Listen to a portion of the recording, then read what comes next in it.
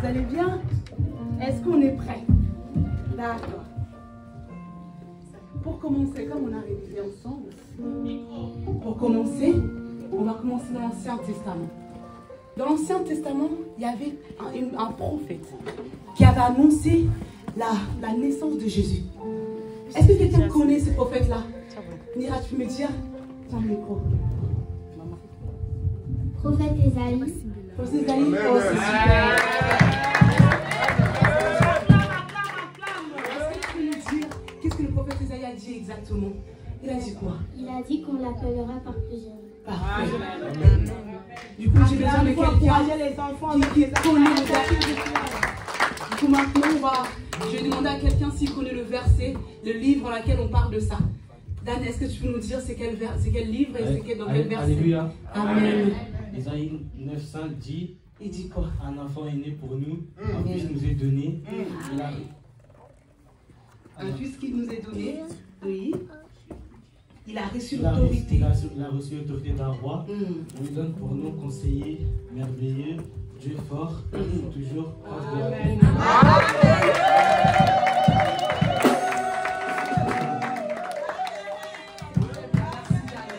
Donc du coup aussi, toujours dans l'Ancien Testament, ils ont aussi dit dans quelle ville le prophète, notre Messie va naître. Est-ce que tu peux nous dire, Kazi, c'est quelle ville et c'est quel verset? À Bethléem. Oui. Quel verset on a dit? Michée, chapitre 5, verset 1.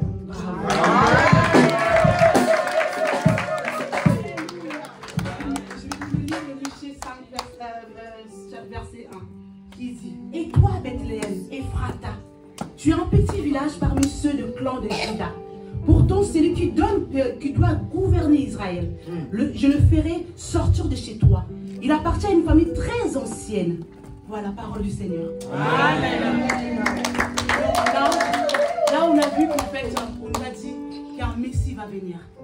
Qui va naître à Bethléem. C'est un Dieu, le Dieu de paix, le Dieu merveilleux. Maintenant, on va voir dans le Nouveau Testament, on nous dit qu'en fait, le Messie là, il est né. On nous dit il est né. Et du coup, en fait, j'aimerais bien demander à un enfant qui pourra me dire en fait dans quel livre on nous dit que le Messie il est né et c'est quel verset. Est-ce que tu peux nous dire c'est quel livre et tu peux nous le lire, Josby? C'est dans Matthieu chapitre 1, verset 18 à 21. Ça dit, voici quelle manière arriva la naissance de Jésus-Christ. Marie, sa mère, ayant été fiancée à Joseph, se trouva enceinte par la vertu. Joseph se trouva par la vertu du Saint-Esprit, avant qu'ils eussent habité ensemble. Joseph, son époux, qui était un homme de bien et qui ne voulait pas de la diffamation, se proposa de rompre secrètement avec elle. Comme il y a pensé, voici un ange du Seigneur lui apparut en songe et dit, Joseph, fils de David, ne crains pas de prendre avec toi Marie, ta femme, car l'enfant qu'elle a conçu vient du Saint-Esprit. Elle enfantera un fils et tu lui donneras le nom de Jésus-Christ de Nazareth. Amen. Donc, là, on peut voir qu'une vierge, une simple vierge qui était déjà fiancée avec son mari, son fiancé, l'ange est apparu, lui a dit en fait, tu vas enfanter un enfant. Un enfant qui va naître en toi, mais tu ne vas pas avoir des relations avec un homme. Mais toi, tu vas avoir un enfant en toi. Un enfant, un Messie qui va venir, que Dieu va mettre en toi. Et la Vierge, elle a dit, mais comment je vais faire? Je suis déjà fiancée, Seigneur. Comment je vais faire? Et en fait, elle est partie, le Seigneur a dit, ne t'inquiète pas, va. Et elle est partie voir son fiancé. Et son fiancé lui dit, mais Marie, c'est une abomination, je ne peux pas. À la place de Joseph, qu'est-ce que vous aurez fait? Est-ce que vous aurez accepté ça à notre époque? Est-ce que vous avez accepté qu'en fait, ta femme, ta fiancée, la personne qui t'aime le plus, tombe enceinte de quelqu'un que tu ne connais pas? Joseph avait peur.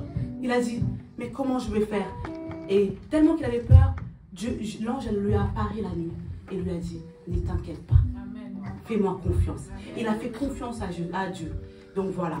Et là, du coup, notre Messie, on dit aussi dans la Bible, le nom exact de notre Messie. Est-ce que quelqu'un connaît le nom exact du Messie? Est-ce que quelqu'un a le micro? Pardon, Anaël. Anaël, est-ce que tu peux nous dire dans quel livre et quel verset on nous dit exactement le nom de notre Messie? Matthieu chapitre 1, verset 23. On nous dit quoi notre Matthieu verset 23? La jeune fille attendra un enfant, elle mettra au monde un fils. On l'appellera Emmanuel. Amen. Ce qui veut dire Dieu est avec nous.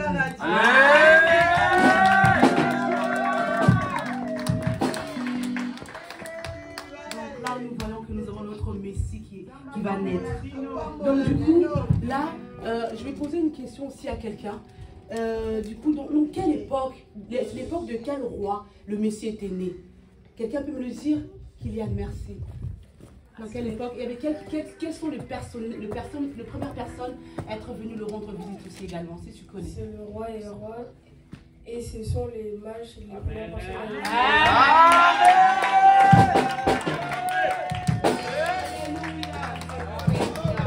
Donc du coup, juste un rappel, je vous fais le rappel. Donc, le prophète Ésaïe nous a dit qu'un Messie, un Seigneur, le merveilleux Dieu il va naître.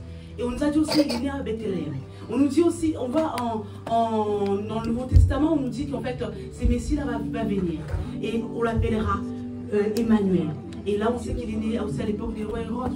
Et du coup, comment ce Messie-là va gouverner l'époque du roi Hérode? Le roi Hérode, je pense que là, il n'était pas content parce qu'il voulait rester roi. Il voulait rester roi. Donc du coup, notre roi, notre Messie, notre sauveur, il est au-dessus du roi Hérode. C'est lui qui va nous gouverner. C'est lui qui, en fait, qu'il a une mission spéciale pour chacun de nous. Donc là, je vais demander à quelqu'un, il y a un livre là qu'on nous dit exactement la mission de notre sauveur. Josby, est-ce que tu connais ces livres-là? Oui.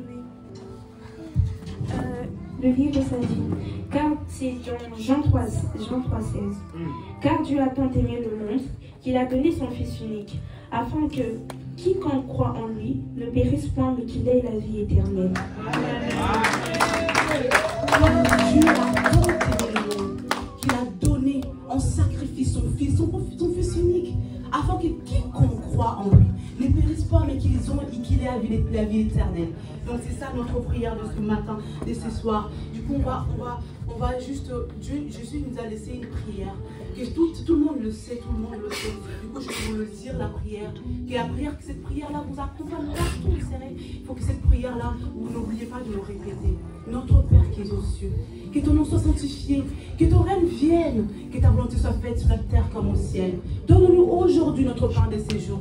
Pardonne nos offenses, comme nous pardonnons aussi à ceux qui nous ont offensés. Ne nous soumets pas à la tentation, Seigneur, mais délivre-nous du mal, car c'est à toi qu'appartiennent le règne, la puissance et la gloire au siècle de siècle.